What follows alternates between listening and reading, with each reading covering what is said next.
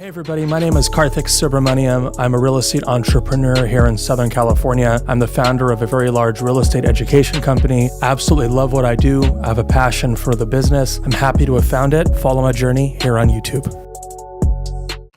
Hey everybody, Kartik Subramaniam over at ADHI Schools.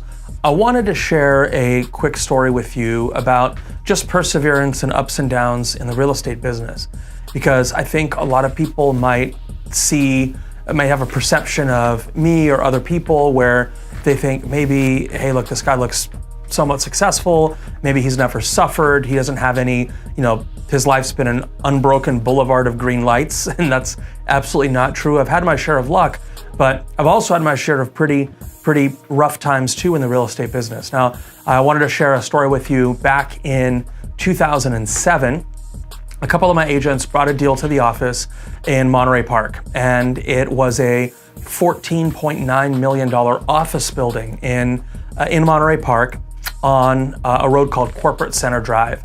And one of the agents in the office, this is an office that I owned at the time, and one of the agents in the office said that he had somebody in the music industry or something that wanted to invest in some LA real estate. What could we sell him? So we find this building, call it $15 million bucks. Commission to us, I think, was going to be like $450,000, a pretty sweet commission. Now at the time, this is 10, 11 years ago. I'm, wanting to flash a little bit. So I order this brand new Aston Martin V8 Vantage, and that car had just come out the prior year. And I said, hey, look, I can pay for this, damn near in cash with our portion of the commission. Let me do something dumb and buy a car. So at the time, it was a company called O'Gara Coach, probably still there in Beverly Hills, and this deal goes into escrow. Immediately, the buyer puts a $250,000 deposit in escrow, and the deal looks like it's gonna go down.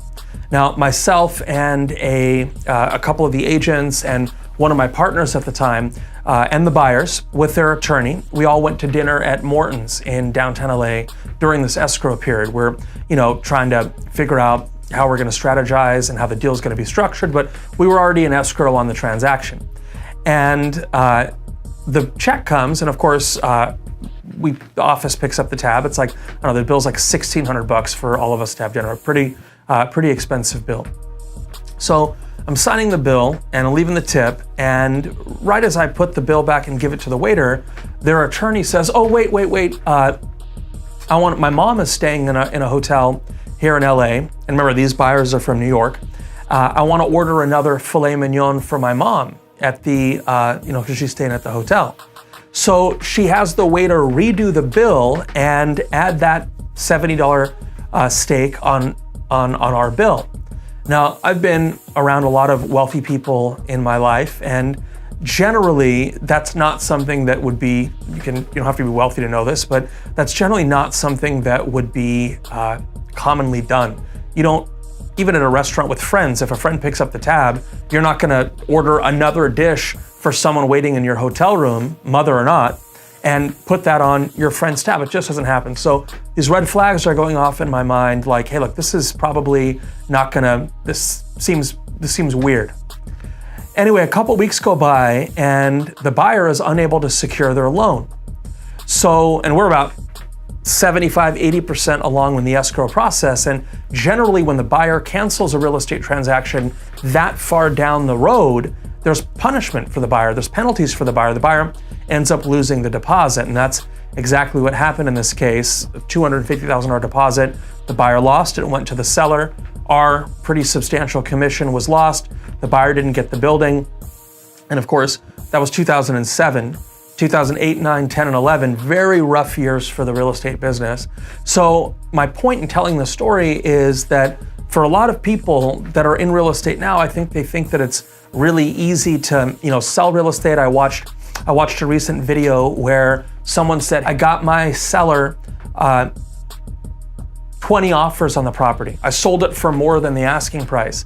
And it's pretty likely that it's not really the efforts of the agent that, in most cases, that get you more than top dollar. It's just market dynamics. It's just that the market right now is in a frenzied place where you have, 100 properties for sale and you have 1,500 buyers. That's automatically going to cause prices to rise and have multiple offers on properties and this sort of thing. So I guess my point in saying this is, number one, not everything has gone well. I can tell you 24 stories like that in my business career, number one. Number two, the years that followed were really hard for most real estate agents. So if you're watching this video and you're a newer real estate professional, you've been in the business, let's say 3 to 5 years, I would just keep your ego in check. You're not doing this to the market. The market is doing this. It's, as Warren Buffett famously says, a rising tide raises all boats. Now, sure, there's great real estate agents and there's horrible real estate agents, just like there's great doctors and horrible ones, and great attorneys and horrible ones, and great firefighters and horrible ones, great police people and horrible ones. It's just that in real estate, the market will have at least 40 to 60% to do with how your career goes. Now, the other 40 to 60% is your own effort. So all of us have struggled in business. If you play this game long enough, you're going to have ups and downs. Not everything's going to be pretty. It's just a matter of, are you willing to stick with it for the long run, right? Our business is definitely a marathon. It's not a sprint.